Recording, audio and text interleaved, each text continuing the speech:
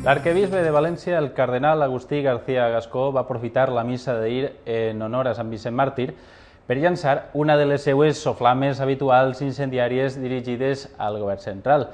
En esta ocasió, Gascó va dir que li pareixia un espant que puga haver societats en les quals l'avortament estiga legitimitat. Un dia després, este matí, els caps de llista d'Esquerra Unida han acudit a jutjats per autoinculpar-se per haver participat en un avortament. D'esta manera simbòlica, reclamen la seva despenalització total, l'aprovació d'una llei de terminis i la llibertat perquè les dones decidisquen sobre la maternitat.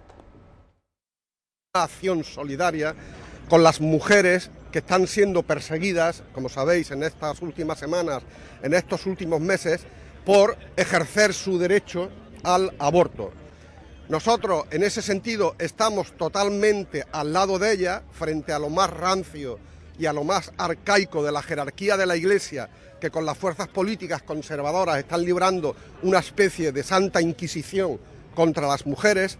Reclamamos que la mujer tiene que ser un sujeto con derechos de primera y no de segunda, como se la quiere mantener, de hecho se la está manteniendo en este país. Volem redundar també en que és un dret que ha d'exercir-se en la sanitat pública i demanem la despenalització i traure del Codi Penal actualment la figura de l'avortament.